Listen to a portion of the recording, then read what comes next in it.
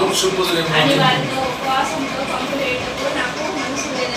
ఉపవాసంతో పంపు వేయడానికి ఏం లేదంట, మనసు లేదంట. హల్లెలూయా. వాక్యం ఏం సెలవిస్తూ ఉందంటే, మొట్టమొదటిగా యేసుక్రీస్తు ప్రభువారు వారిని పంపటానికి ఏం లేదంట, మనసు లేదంట. హల్లెలూయా. వారు ఉపవాసంతో ఉంటున్నారు. వారు వెళ్ళిపోతా ఉంటే మార్గం మధ్యలో ఎక్కడ పడిపోతారేమో, వాడేమో కలిసి పడిపోతారేమో అనుకుని యేసుప్రభు వారికి మనసు లేదంట. ఆ విధంగా పంపడం యేసుప్రభు వారికి మనసు లేదు. అంటే యేసుప్రభు వారి దగ్గర ఆహారం లేదు. నిజముగా వారి దగ్గర ఆహారం ఉందా? యేసుక్రీస్తు ప్రభు వారు పెట్టడానికైనా ఆహారం వారి దగ్గర లేనే లేదు. అయినా యేసుక్రీస్తు ప్రభు వారి ఉద్దేశం ఏంటంటే, ప్రతి ఒక్కరూ ఆకలి ఎరిగిన దేవుడు. ఎందుకంటే యేసు ప్రభు సర్వ సృష్టిని కలగేశాడు. ఈ భూమి మీద ఉన్న సమస్త జలచరరాశులను, మనుషులను, ప్రతి ఒక్క జీవరాశిని, ప్రతి ఒక్కరిని కూడా ప్రభువే కలగజేస్తున్నాడు. అందుకనే దేవుడికి తెలుసు మనకి ఆకలి అయ్యేది కూడా ఎవరికి తెలుసు? ప్రభువుకు తెలుసు. అందుకనే ప్రభు మనుషులు ఏం లేదు, మనుషులు ఎందుకు లేదంటే వాళ్ళు ఉత్తరం పంపడం ఆయనకి ఇష్టం లేదు. ఏముంది ఇక్కడ అంటే ఆహారం, ఒకవేళ భౌతిక పరంగా అక్కడ ఆహారం లేకపోయినప్పుడు కూడా ప్రభు వారి ఉద్దేశం ఏమిటంటే, మనుషులు ఎందుకు లేదంటే వారిని కడుపు నింపి పంపాలని ఆయన ఉద్దేశం అయి అక్కడ వాక్య సెలవిస్తూ ఉంది. అక్కడైతే ఆహారం అయితే లేదు. కానీ మొట్టమొదటిగా ప్రభు వారు అయితే 3 దినాలు వాక్యాన్ని ప్రకటించిందంటే ఎన్ని మాటలు చెప్పుకున్నారు ప్రభు వారు, ఎన్ని బోధనలు చేస్తుండాలి. 3 దినాలు ఆ మనుషులు, అంతమంది మనుషులు, దాదాపు 4,000 మంది స్త్రీలు, పురుషులు, స్త్రీలు, ఇంకా అక్కడ చిన్నపిల్లలు అనేకులు ఉన్నారు. దాదాపు 10,000 మంది ఉంటున్నారేమో. ఆ 10,000 మంది మీటింగ్ లో 3 దినాలు 10,000 మంది వినున్నారంటే ఎలాంటి మాటలు చెప్పుకుంటున్నాడంటే, ఇంకా ఈ భూమి మీద ఏ మనుషుడు కూడా ఆ విధంగా బోధించలేడు. అంటే డైరెక్ట్ యేసుక్రీస్తు ప్రభువు ఆ 3 దినాలు ఎన్నో బోధనలు చేస్తున్నాడు వారికి. స్త్రీలు ఎలా జీవించాలి, పిల్లలు ఎలా జీవించాలి, వృద్ధులు ఎలా ఉండాలి, ఇంకా యవనస్తులు ఎలా ఉండాలి, ఇంకా ఏం చేయాలి, ఎలా జీవించాలి, ఎలా మనము బ్రతకాలి అనే అనేక విషయంలో ఒకటి నుండి 7 నుండి 7 వరకు అన్ని కూడా బోధించుకుంటుంటాడు. ఏ వ్యక్తి ఎలా ఉండాలి, ఎలా ఉండాలి, ఎలా ఉండాలి, ప్రతి విషయాలు కూడా బోధించుకుంటాడు ప్రభు. హల్లెలూయా. వాక్య సెలవిస్తున్న మాట ఏంటంటే, ఇప్పుడు పంపించేసే సమయం, వెళ్ళిపోయే సమయము, కానీ ఆయన మనసు లేదంట. వాక్య సెలవిస్తున్న హల్లెలూయా. ప్రభుకి ఏం లేదు, మనసు లేదంట. హల్లెలూయా. పంపించడానికి మనసు లేదు వారికి. యేసు ప్రభుని ఇంటికి ఖాళీ కడుపులతో పంపడానికి మనసు లేదంట. చూడండి, ఒక వ్యక్తి మనం చూసినట్టయితే ఒక బంధువుల ఇంటికో, లేకుంటే ఎక్కడికో స్నేహితుల ఇంటికో, లేకుంటే ఎక్కడికో మనం వెళ్తాం. ఎక్కడికో వెళ్తాం. వెళ్ళిన తర్వాత మనం చూస్తున్నట్టయితే అక్కడ వాస్తవంగా మనం ఆకలితోనే ఉంటున్నాం. ఆకలి అవుతా ఉంది. కానీ మనం చూస్తున్నట్టయితే ఏం జరుగుతూ ఉంది? వాళ్ళు అడగలుగుతారా? ఒక స్నేహితుడు అడగలుగుతాడా? ఒక బంధువు అడగలుగుతాడా? అంటే మన కడుపు ఖాళీ ఉన్న సంగతి వాళ్ళు గుర్తించగలుగుతారా అంటే ఎవ్వరు గుర్తించలేదు. హల్లెలూయా. మన కడుపు నిండిందా, నిండలేదా అనేది ఎవ్వరు గుర్తించలేదు. కానీ ఆ పరమ తండ్రి అయిన దేవుడు, ఆ సమస్తము మాటవాకు చేత కలగజేసిన దేవుడు, నరుని మట్టి చేత నాశకరంలో జీవవాయు ఊది అవి నిర్మాణం చేసిన దేవుడు, అనంత జ్ఞాని అయిన దేవుడు, సమస్తం ఆయన తెలుసు. అందుకని ఆయన ఇప్పుడు ఆయన ఖాళీగా పంపడం ఆయన మనసు లేదండి. ఏ విధంగా ఆయన వారి కడుపు నుండి పంపాలని ఉద్దేశం కలిగి ఉన్నట్టుగా అక్కడ వాక్యం సెలవిస్తా ఉంది. అందుకనే బైబిల్ గ్రంథంలో వాక్యం సెలవిస్తా ఉందంటే, ఫిలిప్పీ పత్రికలో మనం చూస్తున్నట్టయితే 2వ అధ్యాయం ఫిలిప్పీ పత్రిక 5వ వచనంలో అక్కడ వాక్యం సెలవిస్తున్నమాట. 2వ ఫిలిప్పీ పత్రిక 5వ వచనం మనం చూస్తున్నట్టయితే, 9వ ఫిలిప్పీ పత్రిక 2:5లో మనం చూస్తున్నట్టయితే, క్రీస్తు యేసునకు కలిగిన ఈ మనస్సు మీరు కలిగి ఉండే. అంటే క్రీస్తు యేసునకు కలిగిన మనస్సు మనం కలిగి ఉండాలంట. హల్లెలూయా. ఏ మనస్సు కలిగి ఉన్నాడు? యేసు క్రీస్తు కలిగిన మనసు ఏంటి? అంటే 3 దినాలు ఉన్న బిడ్డలను ఖాళీగా పంపకుండా కడుపు నిండి పంపించాలని మనసు కలిగి ఉన్నాడు ఆయన. క్రీస్తు యేసు ఎలాంటి మనసు కలిగి ఉన్నాడు? ఎలాంటి మనసు కలిగి ఉన్నాడు? మనం కూడా ప్రతి ఒక్కరు కూడా అలాంటి మనసు మనం కలిగి ఉండాలని వాక్యం సెలవిస్తూ ఉంది. తగ్గింపు కలిగిన మనసు. ఎలాంటి మనసు కలిగి ఉండాలంట? తగ్గింపు కలిగిన మనస్సు కలిగి ఉండాలి. హల్లెలూయా. ప్రేమ గల మనస్సు కలిగి ఉండాలి. హల్లెలూయా. హల్లెలూయా. యథార్థత గల మనస్సు మనం కలిగి ఉండాలి. హల్లెలూయా.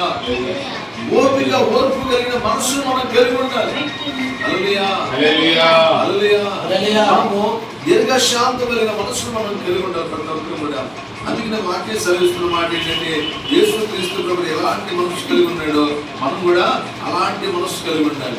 యేసు ప్రభువు ఎలాంటి మనస్సు కలిగి ఉన్నాడు? భూమి మీద ఉన్నప్పుడు కూడా యేసు ప్రభువు ఎలాంటి మనస్సు కలిగి ఉన్నాడు? ఎలాంటి మనస్సు కలిగి ఉన్నాడు? మనం చూస్తున్నట్టయితే ఎలాంటి మన పైన ఉన్న వాటి మీదనే మనస్సు పెట్టి ఉండాలని వాక్యం సెలవిస్తాడు. కొలస్సీ పత్రిక 3:2 పైన ఉన్న వాటి మీద మనం ఏం చేయాలి? మనస్సు పెట్టాలి. మన మనస్సు అంతా కూడా. కానీ యేసు ప్రభువు భూమి మీద ఉన్నప్పుడు కూడా ఆయన ఆలోచన అంతా ఏంటి? ఎలాంటి మనస్సును ఆయన కలిగి ఉన్నాడు? హల్లెలూయా. ఎలాంటి భూమి మీద ఉన్నప్పుడు కూడా ఆయన మనస్సు ఎలా ఉంది? పై వాటి మీద ఉంది ఆయన మనస్సు అంతా కూడా. హల్లెలూయా. ప్రతి ఒక్కరి మనస్సు కూడా ఎలా ఉంటుందంటే పై వాటి మీదే మన మనస్సును కలిగి ఉండాలని వాక్యం సెలవిస్తూ ఉంది. హల్లెలూయా. అందుకనే బైబిల్ గ్రంథంలో మనం చూస్తున్నట్టయితే 1 సమూయేలు గ్రంథము 24 అధ్యాయం 5వ వచనంలో 1 సమూయేలు గ్రంథము 24 అధ్యాయం 5వ వచనం చూసినప్పుడు ఒక మంచి మాట వాక్యం సెలవిస్తున్న మాట ఏంటంటే అక్కడ మనకి వాక్యం ఏం సెలవిస్తా ఉందంటే అక్కడ ఒక భక్తుడైన దావీదు కనిపిస్తూ ఉంటుంటాడు. పై వస్త్రమును తను కోసినని దావీదు మనసును వచ్చి ఇతడు యెహోవా చేత అభిషేకం పొందినవాడు కనుక యెహోవా చేత అభిషేకుడైన నా ప్రభువునకు నేను ఈ కార్యం చేయను యెహోవాను బట్టి అతని నేను చంపనని తన జనులతో చెప్పాను. మనసు నొప్పి కలిగిందట ఆయనకి. అని అభిషేకం పొందినవాడు సౌలు గారు. కానీ సౌలు ఏమో దావీదును చంపాలని ఎన్నో సంవత్సరాలుగా ప్రతి దినము ప్రయత్నిస్తూనే ఉన్నాడు. కానీ ఈ సౌలు దొరికినప్పుడు కూడా తన చేతికి సౌలుకి హాని చేయలేదంట. ఆయన పై వస్త్రాన్ని కట్ చేసినందుకే మనసు నొప్పి కలిగిందంట. దావీదు వాక్యం సెలవిస్తున్నమాట. హల్లెలూయా. దావీదు మనసు ఎలాంటి మనసు అంటే నొప్పి కలిగే మనసు. అంటే ఒకరిని నొప్పించే మనసు కలిగి ఉన్నాడు దావీదు. హల్లెలూయా. అంటే తనను బాధ పెట్టే వారిని, తను ఇబ్బంది పెడుతున్న వారిని, తను చంపాలనుకున్న వ్యక్తిని ఏం చేస్తాడంటే తనకు హాని చేయాలని ఉద్దేశము లేనివాడు. ఆయన పై వస్త్రాన్ని కట్ చేసినప్పుడే దాన్ని జ్ఞాపకం చేసుకుని ఏం చేస్తారంటే మనసులో నొప్పి కలిగినట్టు ఆయన వాక్యం సెలవిస్తున్నమాట. హల్లెలూయా. అందుకనే ఎందుకంటే దావీదు దేవుడి మనసు కలిగి ఉన్నాడు. హల్లెలూయా. అంటే దేవుడి మనసు కలిగిన ఒక వ్యక్తిని హాని చేయాలంటే ఇష్టపడరు. వాక్యం సెలవిస్తున్నమాట. హల్లెలూయా. దైవ మనసును మనం కూడా కలిగి ఉండాలని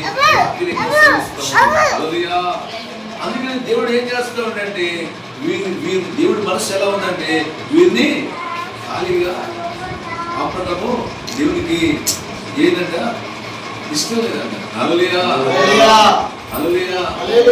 అందుకనే ఏం చేస్తున్న వాక్యం సెలవిస్తా ఆ విధంగా ఆయన మనసులో ఇష్టం లేనట్టుగా వాక్యం సెలవిస్తూ ఉంది.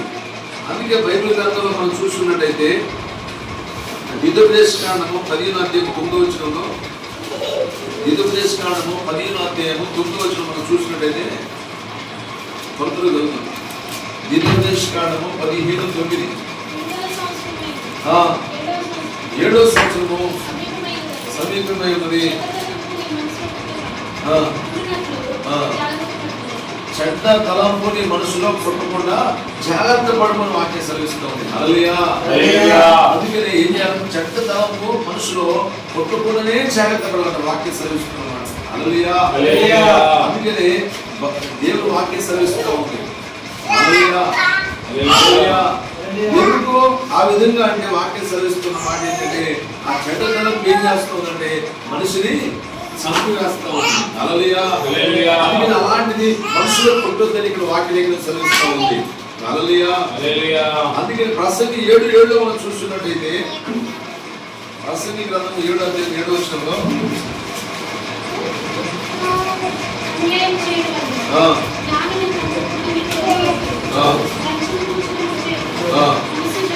వంశం పుచ్చుకోవడం చేత ఏం కలుగుతారు? వంశం చెడిపోయిందట. లంచం తీసుకోవడం వల్ల మనసు ఏమైపోతుందంట? పాడైపోయిందని వాక్యం సెలవిస్తా ఉంది. అందుకని లంచం తీసుకోవడం ద్వారానేమో మనసు పాడైపోతుందంట. చెడు తలంపు కొట్టడం ద్వారానేమో ఏమైపోయిందంటే ఏం కలుగుతా ఉంది? ఆ వ్యక్తి పాడైపోతా ఉంటాడు చెడు తలంపు. అందుకనే బైబిల్ గ్రంథం తెలియపరుస్తున్న మాట ఏంటంటే మనము పరాక్రమశాలి కంటే తన మనసును స్వాధీనపరుచుకున్నవాడు శ్రేష్ఠుడు అంటాడు సామెతల గ్రంథంలో. హల్లెలూయా. చాలా బలం కలిగిన వాడు, శక్తి కలిగిన వాడు, గొలియాతు కన్నా 100 గొలియాతుల కన్నా కూడా బలం ఏంటంటే 100 మంది గొలియాతుల కన్నా కూడా బలవంతుడు ఎవరంటే తన మనసును స్వాధీనపరుచుకున్న వ్యక్తి ఎవరు? శ్రేష్ఠుడు అంట. అందుకనే తన మనసును ప్రతి ఒక్కరు కూడా స్వాధీనపరుచుకోవాలి వాక్యం సెలవిస్తున్నమాట. హల్లెలూయా. యేసుక్రీస్తు ప్రభువు ఏమంటున్నాడు ఇక్కడ మనం చదవడ మాటలో? మనసులో ఆయనకి ఏం లేదంట, మరి పంపడము ఇష్టం లేదంట. యేసుక్రీస్తు ప్రభువు ఖాళీ కడుపుతో పంపడం ఇష్టం లేదు. హల్లెలూయా. యేసు ప్రభువు ఉద్దేశం ఏంటంటే ప్రతి ఒక్కరి కడుపును నింపాలని ఉద్దేశం కలిగి ఉన్నాడు. ప్రతి కడుపును కూడా ప్రభువు నింపుతాడు. హల్లెలూయా. అందుకని బైబిల్ గ్రంథం చెప్తున్న మాట ఏంటంటే సర్వ జీవుల కన్నులు ఎవరు ఏం చూస్తున్నాడ? దేవుని వైపు చూస్తామన్నట. ఎందుకు సర్వ జీవులు కూడా దేవుని వైపు చూస్తామని అంటే దేవుడు ఆహారం ఇస్తాడంట. వాడికి ప్రతిరోజు కూడా ఆహారం ప్రొవైడ్ చేస్తాడు. అవి తీసుకొని అవి భుజిస్తాయి, కడుపు నిండుతాయి, అవి సంతోషిస్తాయంట దేవుడు ఆహారం ప్రొవైడ్ చేస్తే. ప్రతి సర్వ జీవులు కూడా దేవుని వైపే చూస్తూ ఉంటాయంట. అంటే దేవుడు ఇస్తే, దేవుడు ఆహారం పెడితే వాడి కడుపులో నిండిపోతాయి, సంతోషపడతాయంట. వాళ్ళు దేవుడు మొఖాన్ని మరుగు చేసుకుంటే వాడి ప్రాణం కోల్పోతుందని వాక్యం సెలవిస్తూ ఉంది. హల్లెలూయా.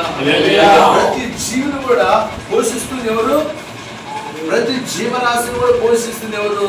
యేసుక్రీస్తు ప్రభువారే. ప్రతి జీవరాశిని, ప్రతి జీవిని, ప్రతి ఒక్క మనిషిని కూడా పోషిస్తుంది ఎవరంటే మన జీవం కలిగిన దేవుడే. హల్లెలూయా.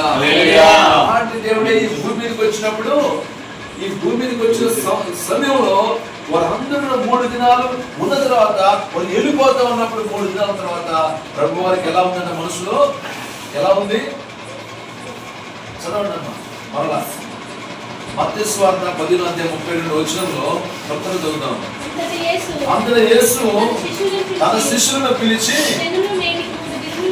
ఈ జనులు నేటికి 3 దినముల నుండి నా యొద్ద ఉన్నారు, వారికి తిననేమీ లేదు గనక వారి మీద కనికరపడుచున్నాను, పుడుచుకోలేమో అని ఉపవాసంతో పంపేయడం నాకు మనసు లేదని వాళ్ళు ఉపవాసంతో పంపేయడానికి యేసు ప్రభువారికి మనసు లేదన్న. హల్లెలూయా. ఉపవాసాన్ని ఏమి తినకుండా యేసు ప్రభువారు ఇష్టపడ్డు. అందుకనే ఈ భూమి మీద ఉన్నప్పుడు కూడా యేసు ప్రభువు క్వశ్చన్ అడుగుతున్నారు. ఏమని అడుగుతున్నారంటే, యోహాను గారి శిష్యులు ఉపవాసం ఉంటున్నారు, పరిసయ్యుల శిష్యులు ఉపవాసం ఉంటున్నారు, మీ శిష్యులు ఎందుకు ఉపవాసం ఉంటున్నారు అడుగుతున్నారు. హల్లెలూయా. ఏమని అడుగుతున్నారు? యోహాను గారి శిష్యులు ఉపవాసం ఉంటున్నారంట, పరిసయ్యులు ఉపవాసం ఉంటున్నారంట, మరి మీరెందుకు మీరు ఉపవాసం ఉంటున్నారని అడుగుతున్నారు. యేసు ప్రభువు అడుగుతున్నారు. అయితే యేసు ప్రభువు ఏం జవాబు చెప్తున్నాడు? పెళ్ళికుమారుడు ఇంట్లో ఉన్నప్పుడు ఎవరైనా ఉపవాసం ఉంటారా? పెళ్లింట్లో ఎవరైనా ఉపవాసం ఉంటారా? పెళ్లింట్లో ఏముంటది?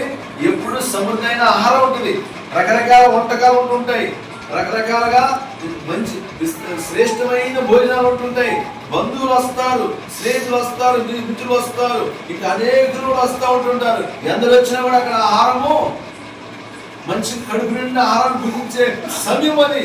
కానీ ఏ ఒక్కరు కూడా ఖాళీగా పెళ్లింట్లో ఖాళీగా పంపరు. ప్రతి ఒక్కరు ఏం చేయాలి? ఉపవాసం ఉండే సమయం కాదు ఇదని యేసు ప్రభువు అక్కడ సెలవిస్తున్నాడు, తెలియపరుస్తున్నాడు. అంటే ఈ పెళ్లితో పాటు వెళ్ళిపోవాలి, సిలువకి వెళ్ళిపోవాలి. ఆయన సిలువలో ప్రాణం పెట్టి తిరిగి లేచి పరలోకానికి వెళ్ళిపోవాలి. ఆ వెళ్ళిపోయిన తర్వాత నా శిష్యులు ఉపవాసం ఉంటారని అక్కడ వివరిస్తున్నాడు క్రీస్తు ప్రభువు. హల్లెలూయా. అప్పటివరకు నా శిష్యులు మా ఊరు ఉపవాసం ఉండని అక్కడ చెప్తున్న వారికి అర్థం కాదు. యేసు ప్రభువు చెప్పే డెప్త్ గా చెప్తాడు కనుక వారికి అర్థం కాని పరిస్థితుల్లో వారు ఉంటుంటారు. హల్లెలూయా. ఇక్కడ కూడా యేసు ప్రభు ఉద్దేశం ఏంటంటే వారు ఉపవాసంతో వెళ్తుంటే యేసు ప్రభువుకి అప్పడము మనసు లేదంట. మనం కూడా ఏం చేయాలి? మన ఇంటికి బంధువులు వచ్చారని కూడా ఎవరైనా మనం ఏం చేయాలి? మనం కూడా ఉపవాసంతోనే అప్పుడు వాళ్ళు కడుపు పంపాలి. పేదవాళ్ళు వస్తారు, పేదవాళ్ళు వస్తారు. ఎవరైనా మనం దూరం వెళ్ళిపోయేది ఉంటుంటుంది. ఎంత దూరం వెళ్ళాలో మనం కూడా గుర్తించగలిగి మనం కడుపు నింపగలిగితే దేవుడు సంతోషిస్తూ ఉంటాడు. హల్లెలూయా. మనం పంపాలి. దేవుడు మనసు మనం కలిగి ఉండాలంటే ఆ విధంగా మనం కూడా కడుపు నింపి పడిపించే వాళ్ళు ఉండాలి. దేవుడు ప్రభువు సంతోషపడతాడు. అందుకే యేసు ప్రభువు ఏమంటాడు ఒక సందర్భంలో, నేను ఆకలి నుండి మీరు నాకు అన్నం పెట్టింది అంటాడు. నేను చలితో వచ్చాను, నాకు వస్త్రాలు ఇచ్చారు మీరు అంటాడు. హల్లెలూయా. వచ్చాను, నాకు దాహం తీర్చారంటాడు. నువ్వు ఎప్పుడు తీర్చావయ్యా, నువ్వు ఎప్పుడు తీర్చావయ్యా అని వాళ్ళు అడిగితే, అంటే నా పక్షంలో వచ్చిన వారు ఎవరు? మీరు తీరిస్తే నాకు తీర్చండి అంటాడు. హల్లెలూయా. అందుకే మనం ఏం చేసుకుంటాలి? వస్తువులు లేని వారికి ఏం చేయాలంట? వస్తువులు ఇచ్చే వాళ్ళకి ఉండాలి. ఆహారం లేని వారు వస్తే కడుపు చూసి మన అన్నం పెట్టి వాళ్ళు కొందరు వస్తారు. అలాంటి సమయంలో మనం అన్నం పెట్టి వాళ్ళు కడుపు నింపగలం. మనం అన్నం తినకపోయినా పర్లేదు కానీ వాళ్ళు కడుపు నింపాలి, మనం చూడాలి, వాక్యం సరిస్తున్నాడు. అప్పుడు దేవుడు దానికి డబల్ రెట్లుగా ప్రభు వారు మనకి ప్రొవైడ్ చేస్తారు, సహాయం చేస్తారు. 100% సహాయం చేస్తారు. దేవుడు వాక్యం సరిస్తామని అలాంటి మనసు మనకు కలిగి ఉంటారు. అందుకే యేసు ప్రభు ఇక్కడ ఆ విధంగా తెలియపరుస్తున్నాడు. తెలియపరుస్తూ యేసు ప్రభు వారు వారికి అన్నం పెట్టాలని ఉద్దేశంతో ఉన్నాడు. శిష్యులను అడిగితే ఏమంటున్నాడు? ఇక్కడ సందర్భంలో శిష్యులను అడిగాడు. అయితే మొట్టమొదటిగా యేసు ప్రభు వారికి ఏముందంట? ఏం పడుతున్నాడంటే వారు తినేం లేదు కనుక వారి మీద కనికర పడుచున్నాడంట. హల్లెలూయా. యేసు క్రీస్తు ప్రభువులో ఉన్న మొట్టమొదటి గుణం ఏంటంటే కనికర పడేవాడు. హల్లెలూయా. కనికరం అంటే ఏంటి? జాలి, దయ, కరుణ, వాత్సల్యత, ఇవన్నీ కూడా దయాలత్వము, ఇవన్నీ గుణాలు కూడా ఎందులో వస్తున్నాయి? కనికరము వస్తున్నాయి. అంటే యేసు ప్రభువు ఏం చేస్తూ ఉంటుంటాడు? కనికరము చూపే దేవుడు యేసుక్రీస్తు ప్రభువారు. హల్లెలూయా. యేసు ప్రభువు ఏం చేస్తా ఉన్నాడంటే కనికరము చూపుతున్నాడు. ఇక్కడ వాక్యం సెలవిస్తున్నాడు. చూసినట్టయితే యేసు ప్రభువు కనికరం చూపే దేవుడు వాక్యం సెలవిస్తా ఉంది. హల్లెలూయా. ఎవరిపైన కనికరం చూపాలనుకుంటున్నాడు? అక్కడికి వచ్చున్నారు వారందరూ కూడా, వారందరి మీద కూడా కనికరం చూపుతున్నాడు ప్రభువు. ప్రేమ చూపుతున్నాడు. అందుకే వారు కడుపు నింపాలనుకుంటున్నాడు. ముందు కనికరం చూపుతున్నాడు. హల్లెలూయా. అందుకనే బైబిల్ గ్రంథం తెలియపరుస్తున్న మాట ఏంటంటే ఆదికాండం 19వ అధ్యాయంలో లేఖనం తెలియపరుస్తున్న మాట చూడండి. ఆదికాండము 19వ అధ్యాయము 16వ వచనం. ఆదికాండము 19వ అధ్యాయం 16వ వచనం. అతడు తడువు చేసెను, అప్పుడు అతని మీద యెహోవా కనికరపడెను. సంసారం అతడు తడుగేస్తున్నాడట. సొదొమ గొమొర దేశంలో ఉన్నాడు ఇక్కడ లోతు గారు. దేవుడేమో ఆ దేశాన్ని కాల్చివేయబోతున్నాడు. ఆకాశం నుండి ఏం కురిపించబోతున్నాడు? వర్షం కాదు, మంచు కాదు, ఇంకా ఇంకేంటి? ఇంకేముంటే మంచు కాకుండా, వర్షం కాకుండా, పూల వర్షం కూడా కాదు. ఇంకేం కురిపించబోతున్నాడు? అగ్ని కురిపించబోతున్నాడు. అందుకోసము తన భక్తులు ఉన్నారు కనుక తన దూతను పంపించి ఆ భక్తుని భక్తుని కుటుంబాన్ని బయటికి నడిపించడం కోసం దూతను పంపించాడు. ఆ దూతను పంపిస్తే ఆ దూతలు ఏం చేస్తాం? వాళ్ళు చెప్తున్నా వారి మాటలు విన్నాడు కదా, ఆలస్యం చేస్తున్నాడు. అక్కడ తడువు చేస్తున్నాడు. ఎందుకంటే నా నేను ఇల్లు కట్టుకొని, ఇంకా నా కార్లు ఉంటున్నవి, నా బంగారు ఉన్నవి, ఇక్కడ గురుడు కనుక్కొని ఉన్నాను. ఇక్కడ చూస్తే బంగారం ఉంది, వెండి ఉంది, నాకు గొర్రెలు ఉన్నాయి, మేకలు ఉన్నాయి, పశువులు ఉన్నాయి, పనివాళ్ళు ఉన్నారు, నాకు విస్తారమైన స్నేహితులు ఉన్నారు, స్నేహితురాలు ఉంటున్నారు. నేను ఇప్పుడు ఆకాశం నుండి గంధకాలు కురిస్తే నేను ఇప్పుడు నేను ఎక్కడికి వెళ్ళాలి, ఒకరు నేను వెళితే ఇవన్నీ కూడా పోతాయేమో అనుకుంటున్నాడేమో. వెళ్ళిపోతే నేను నన్ను బయటికి తీసుకుపోతే ఈ కోతలు నా భూమి పోయింది, నా గొర్రెలు పోతాయి, బర్రెలు పోతాయి, నా డబ్బు పోయి తీసిపోయిందేమో అని ఆలోచిస్తున్నాడేమో. అలాంటి స్థితిలో ఉన్నారు. తడు ఆలస్యం చేస్తున్నారు, అందరూ ఆలస్యం చేస్తున్నారు, తడుగు చేస్తున్నారు. అయితే వాక్యం సరిస్తున్న మాట ఏంటంటే, తడుగు చేస్తా ఉంటే వాక్యం సరిస్తున్న మాట ఏంటంటే, లేఖనం సరిస్తున్న మాట తడుగు చేస్తా ఉంటే దేవుడు ఏం చేస్తా ఉన్నాడ, కనికరం చూపిస్తున్నాడు. ఆలస్యం చేస్తూ ఉన్నాడు కదా దేవుడు విడిచిపెట్టలేదు. ఆయన మీద ఏం చేస్తున్నాడు, దేవుడు కనికరం చూపిస్తున్నాడు అంట, ప్రేమ చూపిస్తున్నాడు. ఆలస్యం చేస్తున్నప్పటికీ అక్కడ నుండి బయటికి రాకుండా అక్కడే ఆగి ఉన్నప్పటికీ దేవుడు ఏం చేస్తున్నాడు, కనికరం చూపించి వాళ్ళు బలవంతంగా బయటికి ముందుకు వచ్చున్నారంట. అప్పుడు ఆకాశం గంధకాలు కుమ్మరించున్నప్పుడు అక్కడ ఉన్న వారు అందరూ చనిపోయారు. కానీ ఈ లోతు కుటుంబం మాత్రానికి రక్షించబడినట్టు వాక్యం సరిస్తాము. ఎందుకంటే కనికరము చూపాడు కనుకనే లోతు రక్షించబడ్డాడు, కాపాడబడ్డాడు, ప్రాణాలు దగ్గున్నవి. ప్రాణాలు కాపాడబడి ఉన్నారంటే కారణం ఏమిటంటే దేవుడు ఏం చేస్తున్నాడంటే కనికరము చూపుతున్నాడు. అందుకనే ఈ దినానికి ఇంకా మనం బ్రతుకున్నామంటే దేవుడు ఏం చేస్తున్నాడంటే కనికరం చూపిస్తున్నాడు. ఇంకా దైవికంగా దేవుని సన్నిధానంలో మనము ఇంకా బలవంతులుగా మనం ఉండకపోయినప్పటికీ, ఇంకా దేవుని సన్నిధానం మనం ఆలస్యం చేస్తున్నప్పటికీ, తడువు చేస్తున్నప్పటికీ, ఇంకా మనము దేవుడికి దూరంగా ఉంటున్నప్పుడు కూడా దేవుడు ఏం చేస్తాడంట, ఇంకా అనేకుల కొరకు ప్రతి ఒక్కరి కొరకు కూడా దేవుడు ఏం చేస్తాడంటే కనికరం చూపుతున్నాడంట, ఆలస్యం చేస్తున్నాడంట. అందరూ కూడా ఆయన సన్నిధానంలో ఉండాలని, అందరూ కూడా ఆ నిత్యత్వంలో ఉండాలని ఈ ప్రభు ఏం చేస్తూ ఉంటాడంటే కనికరం చూపిస్తున్నాడు. ఆ రోజు కురిపించినట్టుగా దేవుడు ఏదో ఒక విధంగా ప్రభుత్వం చేస్తే అందరూ చనిపోతాం ఒకేసారి. ప్రభు రోషం కలిగిన దేవుడు, కోపం కలిగిన దేవుడు. ఒక నిమిషం మాత్రమే ఆయన కోపం ఉంటుంది.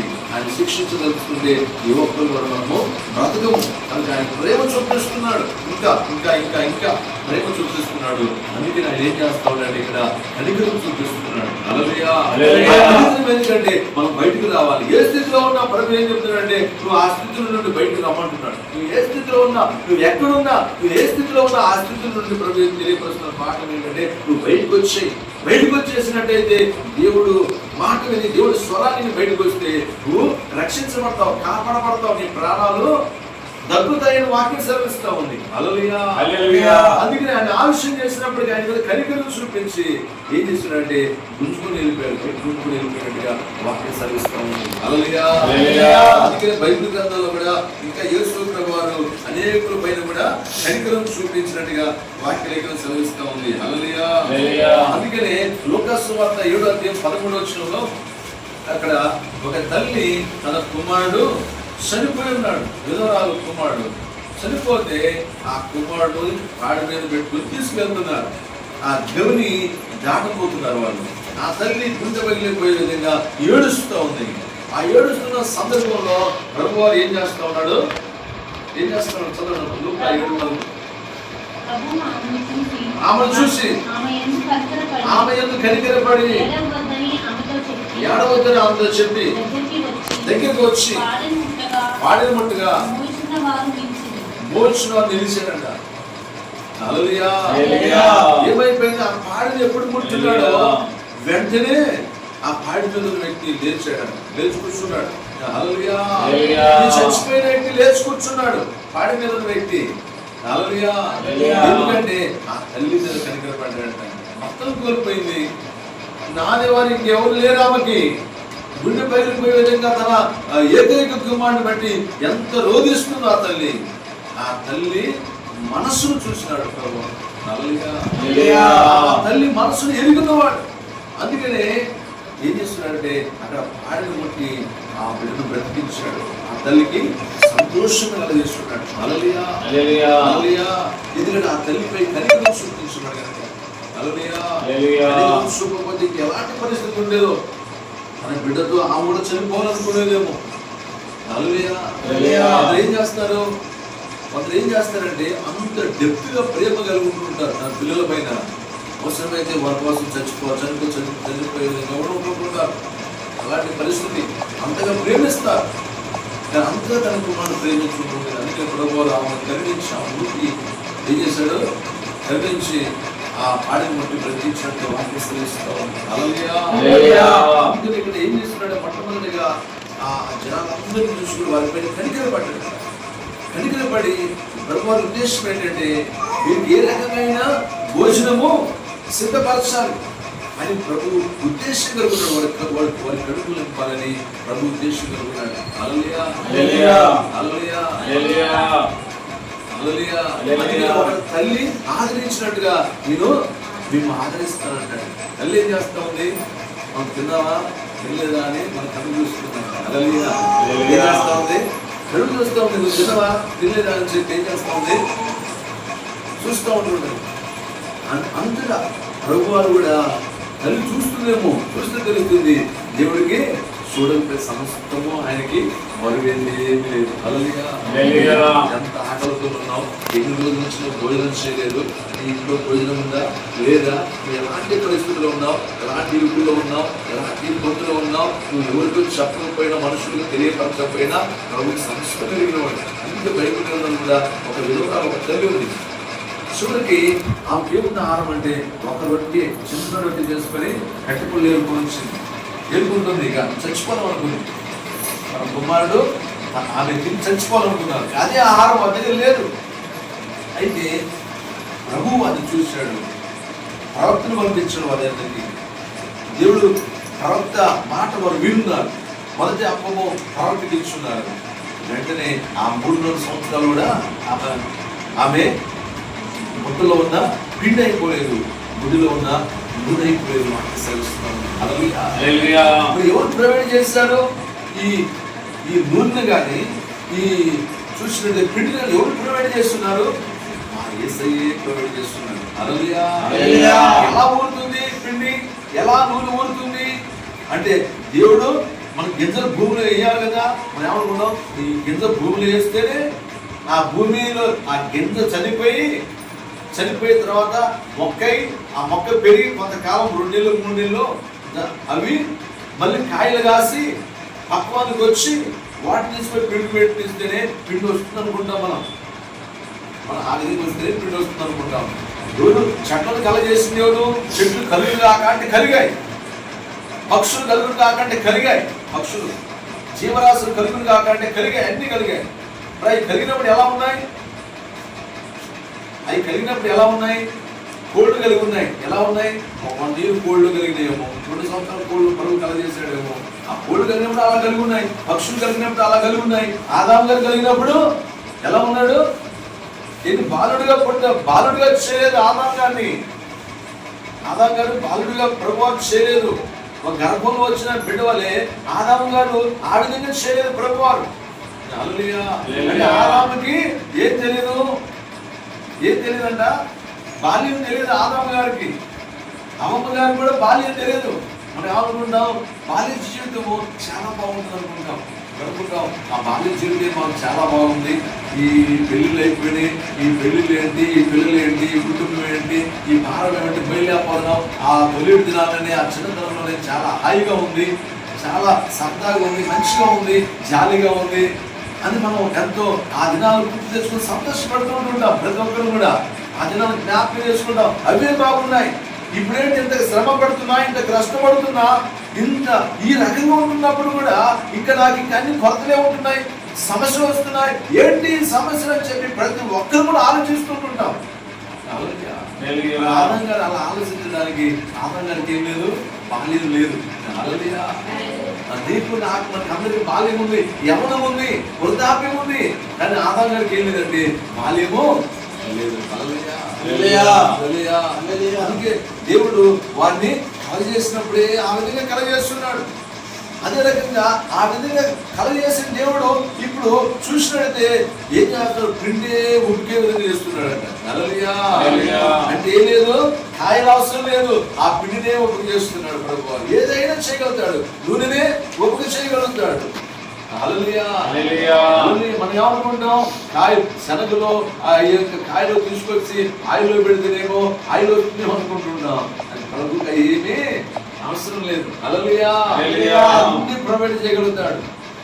కొండ బండ నుండి జీవం ఇవ్వగలిగిన దేవుడు. హల్లెలూయా. అందుకనే చూసినట్టయితే సమస్తం కూడా దేవుడు ఆయన హస్తంలో ఉంది కనుక ఆయన అన్ని కూడా ఏదైనా ఆయన చేయగలుగుతాడు. సమస్తము ఆయన సాధ్యమే. అందుకని ఆయన ఏం చేస్తున్నాడు అంటే ఇక్కడ వాక్యం సెలవిస్తున్నమాట, మొట్టమొదటి కనికరాన్ని చూపుతున్నాడు. హల్లెలూయా. అందరి పైన కూడా మీటింగ్ ఉన్న వారందరి పైన కూడా ఏం చూపుతున్నారు ప్రభువారు, ఎందుకయ్యా కనికరం అంటే వాళ్ళందరూ కడుపువాలి అని ప్రభువారు ఉద్దేశంగా ఉన్నారు. హల్లెలూయా. రెండోది ఎలా ఉందంటే, వాళ్ళు వెళుతున్నప్పుడు ఏం చేస్తారంట, మూర్ఛ పడిపోతారేమో అంటాడు. మూర్ఛ పడిపోవడం అంటే ఏంటి? రెండో మాట, మూర్ఛ పడిపోవడం అంటే ఏంటి? కళ్ళు తిరిగి పడిపోతాం. పోతున్నప్పుడు మూర్ఛిల్లిపోతామంట. మూర్ఛిల్లిపోతాం ఎందుకంటే 3 గ్రాములకి మోసం చేయబట్టి మరి మీరు దాదాపుగా ఇక్కడ నుండి ఒకవేళ చిలుకరాంత దూరం వెళ్ళాలేమో, లేకపోతే ఇక్కడ నుండి వైరాంత దూరం వెళ్ళాలేమో, ఇక్కడ నుండి మరి ఆ గుడిమల్లంత దూరం వెళ్ళాలేమో, లేకపోతే ఇక్కడ నుండి ఆ కనగిరాంత దూరం నడిచి వెళ్ళాలేమో, మీరు మార్గంలో పడిపోతారు అని ప్రభు ఎరిగిన వాడు కనుక మూర్ఛిల్లిపోతారేమో అంటాడు. మూర్ఛిల్లిపోవడం ఎలాంటి ఏంటి? మూర్ఛిల్లిపోవడం అంటే కళ్ళు తిరిగి పడిపోవడం. మూర్ఛ వ్యాధి వచ్చినట్టు ఎలా పడిపోతాడు? బైబిల్ గ్రంథంలో ఒక వ్యక్తి మూర్ఛ వ్యాధి వస్తుంది. ఒక తండ్రి ఒక కుమారుడికి మూర్ఛ దయ్యం పెట్టింది. ఒక కుమారుడికి ఆ దురాత్మ బట్టి ఏం చేస్తాడంట, కింద పడిపోతాడు. సొమ్ములు వచ్చినట్టుగా బుర్జు వస్తూ ఉంటుంది, మూర్ఛిల్లిపోతాడంట.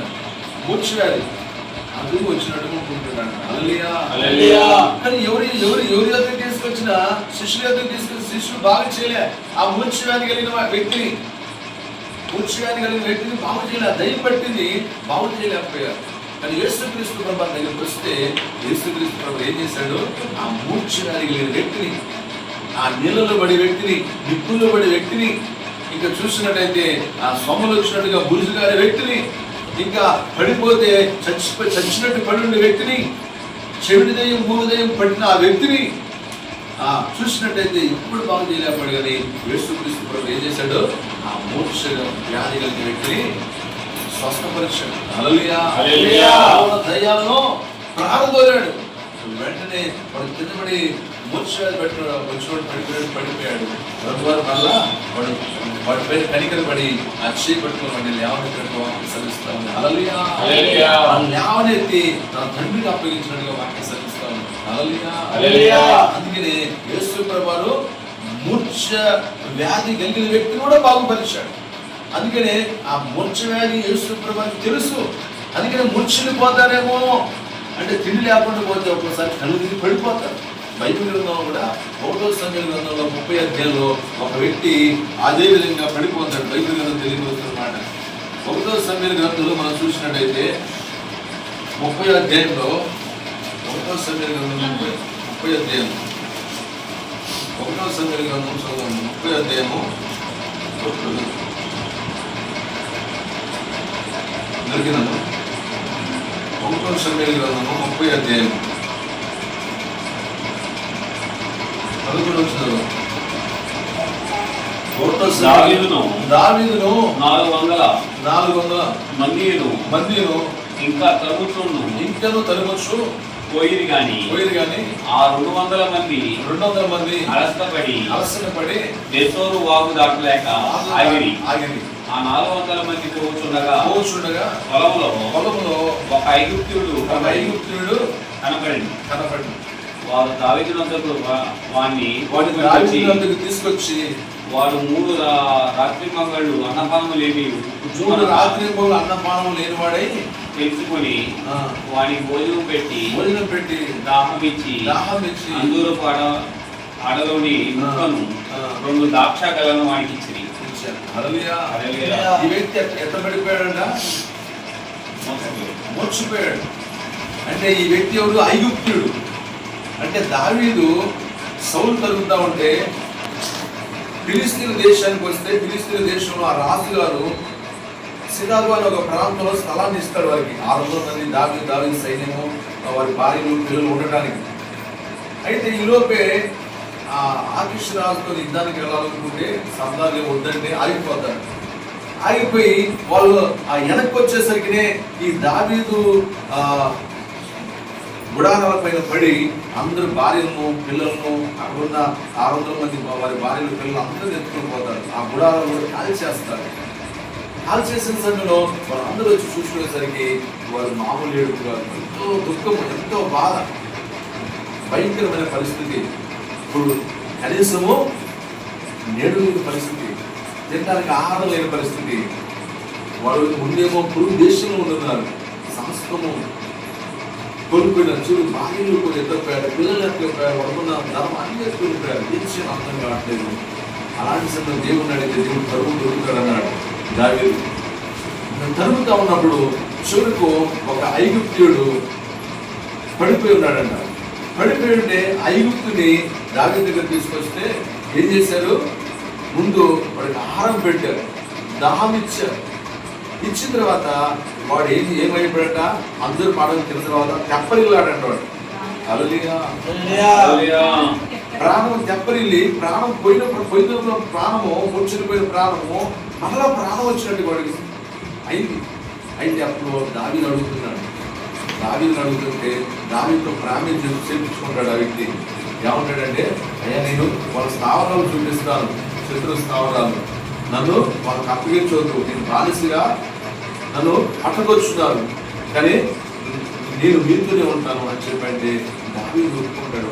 ఒప్పుకొని పోయినప్పుడు అక్కడ పోయి వాళ్ళందరూ చూపిస్తే ఈ వ్యక్తి వాళ్ళ స్థావరాలు చూపిస్తుంది. ఎందుకంటే వాళ్ళ మనిషి కనుక ఈ వ్యక్తి, వీళ్ళు ఎక్కడికి వెళ్తారు ఏంటి అని తెలుసు కనుక వాళ్ళ స్థావరాలు చూపిస్తే మరలా వాళ్ళందరినీ చంపేసి వాళ్ళ భార్యలు, వాళ్ళ సొంత అన్ని దోచుకొని వస్తారు.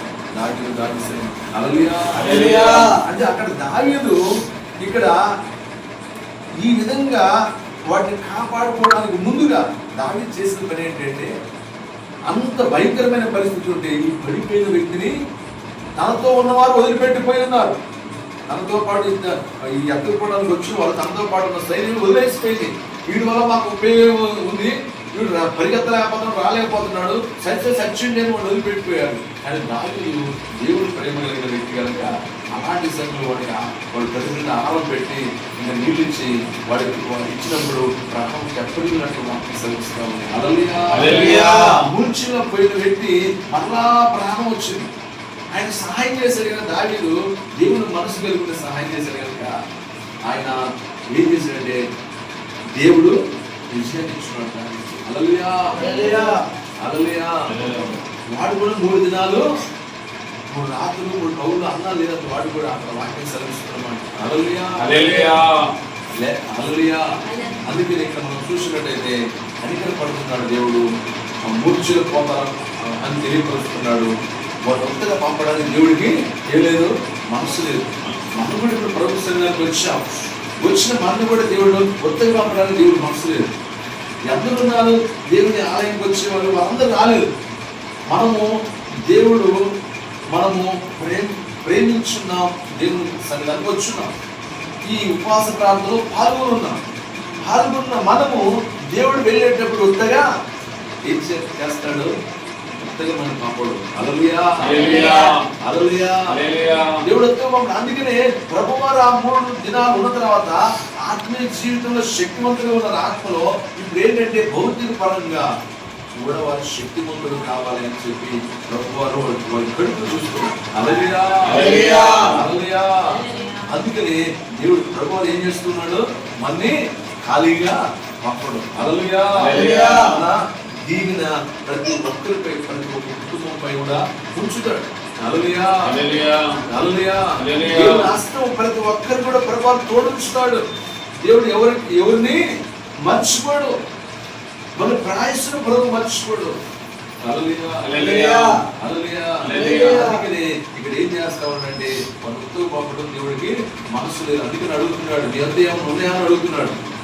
వాళ్ళ ఉద్దేశం ఏంటంటే మరి ఎంతమందికి మనం ఎలా భోజనం పెడతాం, మన కాడ సరిపోవు అని అనుకుంటున్నారు వారు.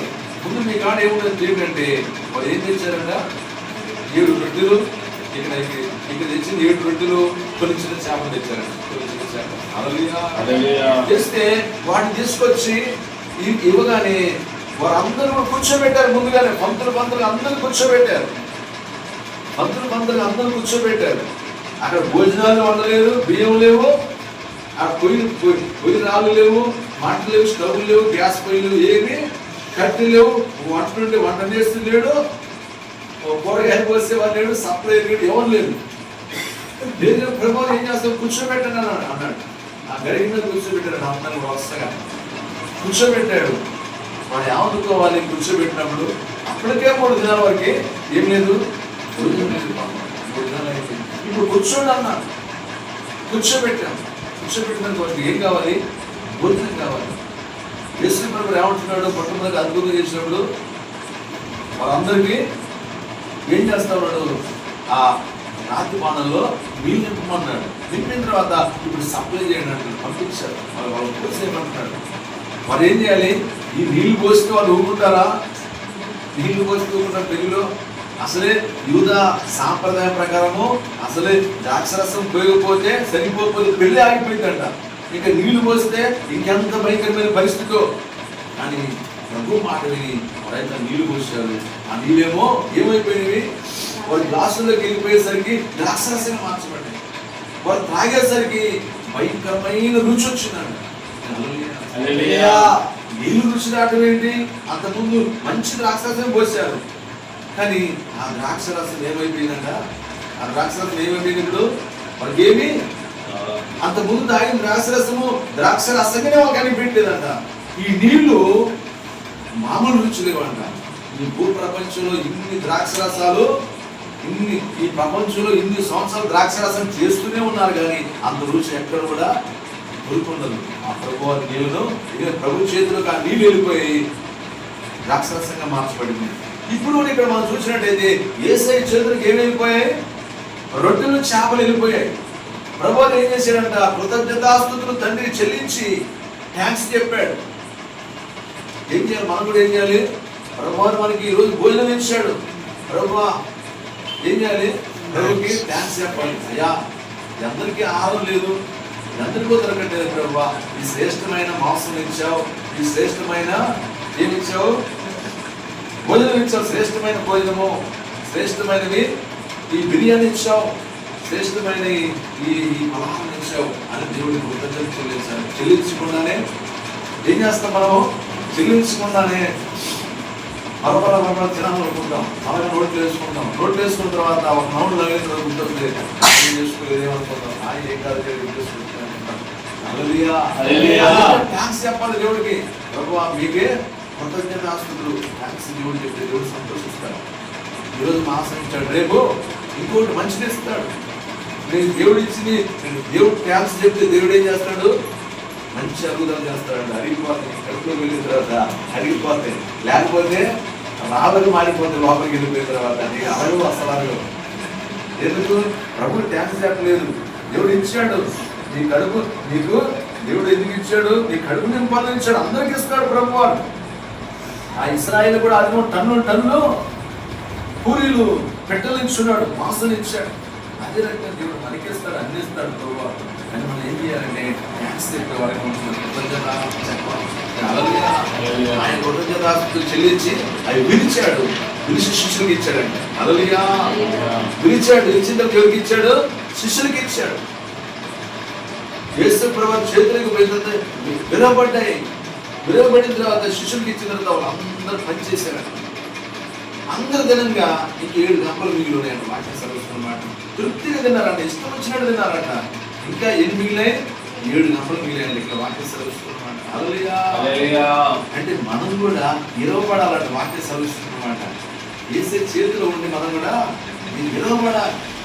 విరవబడితేనే ఆశీర్వాదకరంగా మార్చబడతామని వాక్యం సెలవిస్తూ ఉంది. హల్లెలూయా. విరవబడకపోతే ప్రయోజనం లేదు. హల్లెలూయా. ఆ విరవబడినప్పుడు ఏం కలుగుతుంది, శ్రమలు వస్తాయి, ఇరుకులు వస్తాయి, ఇబ్బందులు వస్తాయి. వామ్మో వాయో వామ్మో అంటే ఉపయోగం లేదు. కొమ్మరి ఏం చేస్తారు, కొండ చేసినప్పుడు కొడతా ఉంటాడు, టక్క టక్క టక్క టక్క కొడతా ఉంటే ఏమనిపిస్తుంది, డోము డోము డోము శబ్దం వస్తూ ఉంటుంది. ఆ కొండ వామోని ఉండలేను, నా వల్ల కాదు అని చెప్పి ఒక కిందికి దిగింది అనుకుంటే, పక్కకు వచ్చేసింది అనుకుంటే ఏమైపోయింది మోడీ గారి ఇంటికి వెళ్ళిపోదు ఆ కొండ. కొన్ని ప్రధానమంత్రి ఇంటికి వెళ్ళిపోతున్నాయి, కొన్ని గుండలు ముఖ్యమంత్రి ఇంటికి వెళ్ళిపోతున్నాయి, నాయకుల ఇంటికి వెళ్ళిపోతున్నాయి, పెద్దల ఇంటికి వెళ్ళిపోతా ఉన్నాయి, దేశాలు దాటి వెళ్ళిపోతా ఉన్నాయి కొన్ని. యోసేపు అనే కొండ కూడా మనం చూసినట్టయితే, యోసేపు అనే కొండ కూడా ఎన్నో శ్రమలు వచ్చాయి. ఆ శ్రమలు సహించి తట్టుకొని ఉంది ఆ కొండ. అందుకనే ఒక రోజు ఏం చేస్తున్నాడు, ఎక్కడ తీసుకెళ్ళాడు, ఐగుప్తు సింహాసనం తీసుకెళ్ళాడు. ఎందుకంటే తట్టుకున్నాడు. పోయిన స్టేజీలో వల్ల కూడా సమస్య తట్టుకొని పోయాడు కనుక ఇప్పుడు సింహాసనానికి ఇచ్చాడు. తట్టుకోగలిగినట్టయితే దేవుడి చేతిలో మనం ఉంటే దేవుడు వినపడతాం. శ్రమలు వస్తాయి, నిందులు వస్తాయి, అవమానాలు వస్తాయి, ఇంకులు వస్తాయి, ఇబ్బందులు వస్తాయి, అన్నీ వస్తాయి. మనం తట్టుకొని నిలవగలిగితే, ప్రభు కోసం మనం నిలవగలిగితే యథార్థంగా ప్రభు ఒక రోజు ఉన్నత శిఖరాలపై ప్రభు తీసుకెళ్తాడు. అందుకనే అక్కడ విరిచినట్టు ప్రభు వాడు విరిచిన శిక్షలు చేస్తే అవి పంచుతూ ఉన్నప్పుడు అనేకమైన ఏమైపోయినాయి, రొట్టెలుగా మార్చబడ్డాయి, అనేక రొట్టె ముక్కలుగా మార్చబడ్డాయి, అనేకమైన చేప ముక్కలుగా మార్చబడ్డాయి. వాళ్ళు తిరిగి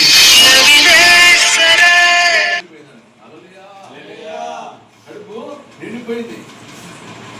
మంచిగా తృప్తిగా తినాలని ఎన్నో చూసినట్టయితే తగిన భోజనాలు ప్రభావం పెట్టాడు. ఆత్మీయ జీవితంలో తృప్తైన భోజనం పెట్టే భోజనాలు, శరీరకరమైన భోజనం, తృప్తికరమైన భోజనాన్ని ప్రభువారు పెట్టున్నాడు. హల్లెలూయా.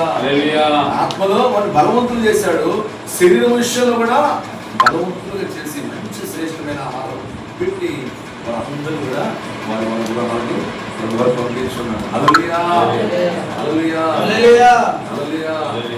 అలాంటి మనసును ప్రభువారు ఎలాంటి మనసు కలిగి ఉన్నాడు, కొత్తలు పంపడము మనసు లేదంటే ప్రభువారు. కడుపునిండి ప్రభువారు పంపించున్నాడు, పంపుకున్నాడు. అందుకే మన ప్రభు ఏం చేస్తాడు, మన కడుపులో అందుకనే అలాంటి మంచి దేవుడు మనం కలిగి ఉన్నాం. ఉపవాస దినంలో ప్రభువారు ఏం చేస్తాడు, మన హృదయం అనే గిన్నెలు దింపుతాడు. మన ఆత్మీయ జీవితంలో కూడా మన ఆత్మలో వృద్ధిని వారు చేస్తాడు, శక్తివంతులు చేస్తాడు, ఇంకా ఆరోగ్యవంతులుగా చేస్తాడు, ఇంకా శక్తివంతులుగా చేస్తాడు, సాక్షులుగా దేవుడు చేస్తాడు.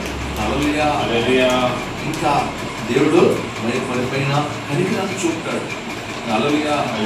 అందుకని ఇంకా నువ్వు ఏ ఇరుకులోనో ఇబ్బంది కొలుగులో ఉన్నావో ఆ కొలుగులో నుండి ప్రభువును బయటికి నడిపిస్తాడు, సహాయం చేస్తాడు.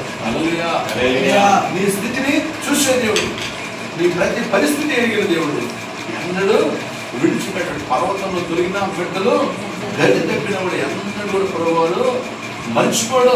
అన్యాయస్తుడు కాదు దేవుడు. హల్లెలూయా. ఇంట్లో ఏం లేదేమో, కొత్తగానే ఉందేమో, ఆ ఇంట్లో అన్ని కూడా దేవుడు నీకు కావాల్సిన ఈవిని ప్రభువారు ఉంటాడు. నీ హృదయం అనే ఇల్లును కూడా తన ధననిధితో నింపుతాడు. అందుకని మనము ఏం చేసుకున్నారంటే ప్రతి ఒక్కరు కూడా మనము ఏం చేయాలి, దేవుని సన్నిధానం ఉపవాస ప్రార్థనకు రావాలి. వాడు కడుపు నింపబడాలంటే ఎక్కడికి వచ్చారు, ఉపవాసంలోకి వచ్చిన తర్వాత వాళ్ళు అయినా నింపబడ్డారు.